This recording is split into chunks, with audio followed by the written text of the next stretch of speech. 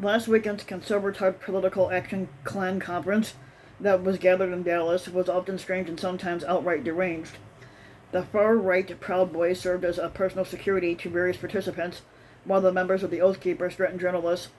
The journalist that's talking, basically was the journalist that reported on the story was threatened by the Oath Keepers. White nationalists, both overt and slightly more subtle, seem to be everywhere. No conspiracy theories are too far-fetched for this sycophantic Klan crowd, which was tangibly excited to hear from Sunday's keynote speaker, a certain disgraced and twice impeached former squatter of the United States. On Friday evening, Salam was first to spot Stuart Rhodes, who is a founder of the Oath Keepers militia group, who was not pleased to be asked why he was attending the Klan conference anyway, while being under FBI investigation for his alleged role in the January 6 attack on the U.S. Capitol. Over the course of the weekend, Salon identified other allies of Rhodes at the conference, some of whom repeatedly harassed the reporter doing the story, both in public and otherwise. The Proud Boys organization, which was also linked to January 6, as well as many other less noteworthy instances of street violence, was also in attendance. They were offering its services to conference goers as personal security, or Klan conference as I like to call it. Two members of the Proud Boys, George Asher, Meza, and Alexander John Bouzakis, agreed to speak with Salon and admitted to being on the Capitol grounds on January 6th. But even though they lied and said that they did not enter the building, they said that numerous cpac Klan attendees approached them over the course of the weekend to thank them, which I wouldn't. The Proud Boys offer security for anyone who needs security, and that's what we're doing here. Yeah, bullshit. Meza said. Both explained that they were especially valuable in the security role because they could take additional steps not available in the Dallas Police Department. Hold on a second. The White Nationalist Youth guru Nicholas Fuentes, along with members of his Groyper army, also appeared at the Klan gathering over the weekend. Fuentes and his followers are seen as too extreme even by many members of the Trump movement, and they were not welcomed at Charlie Kirk's Turning Point USA Klan conference, for instance, ahead of CPAC. Fuentes suggested on Twitter that a physical altercation with security at CPAC Dallas might ensue, which left conference staff on edge going into the weekend. In the event, Fuentes is not involved in any significant confrontations. Many advocates of many different conspiracy theories made their way into the event, including those hawking QAnon windbags, themed merchandise, which has generally been banned from the Trump Klan rallies.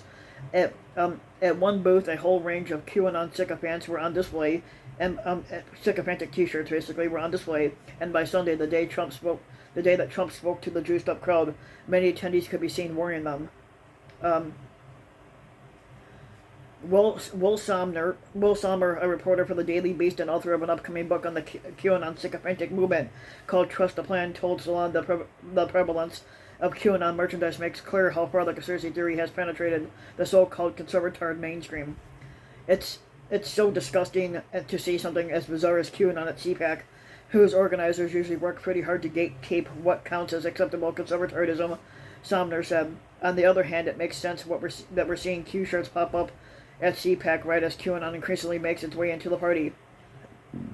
He pointed out that dumbass Representative Louis Gohmert, who's a Texas Republican and former Texas GOP chairman, Alan West, now a candidate for governor, appeared at the QAnon sycophantic convention in Dallas just 2 months ago. Among the most imaginative conspiracy theories visible in Dallas was one presenting a plan to reinstate Donald Trump as squatter in days and not years, and that's not going to happen because that's not how it works. This is the brainchild of CPAC attendee Robert Antonellis, who also appears to be the author of the self-published books entitled Culture, War, Cracked, and Fortress Harvard. At the conference, he was handing out flashcard-sized pamphlets that outlined a seven-step plan to restore Donald Trump as squatter, which won't happen. Antonellis told Salon that many conference goers had taken a liking to his message and that he handed out more than 400 of the pamphlets. Yeah, that's not going to happen. Antonellis' theory is difficult to summarize, but proposes that Trump will return to the White House very shortly thanks to the exposure of a satanic pedophile cabal, which, that's not true either. The revelation of the 9/11 terrorist attacks were a false flag operation, and something having to do with Martin Luther King Jr. American Conservatism Union chairman Matt Schlapp, who he basically oversees operations at cpac, told Salon on Sunday that it was not realistic to prevent the far right extremists or apparently deranged conspiracy theorists from attending his Klan conference. You want me to go through every person who buys a ticket to cpac and check every post like Mark Zuckerberg does and tries to cancel as many people as possible? Schlapp asked rhetorically. I'm not in that movement. I'm in the other movement. I'm in the movement of freedom and First Amendment rights. And as part of the First Amendment is that you can believe things that are obnoxious. Yeah, I don't think that's how it works, but you know. Asked whether he was aware that members of the Proud Boys were in attendance, Schlapp suggested that Salam was misinformed, saying, I don't think that's right. Yeah, they were. He then argued that members of the right-wing fringe have the freedom to attend as long as they buy tickets and do not break the law, which they constantly do. You're trying to characterize the people at this conference as somehow not being good because they're not.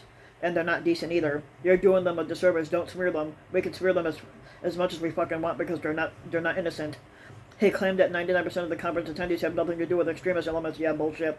But he concluded, I cannot be responsible for people that go online, purchase a ticket, and use their credit card. But if you like the video, give the video a like and subscribe to my channel, Random Mike, and also hit the notification bell so that you'll be notified when a new video comes out, and thanks for listening.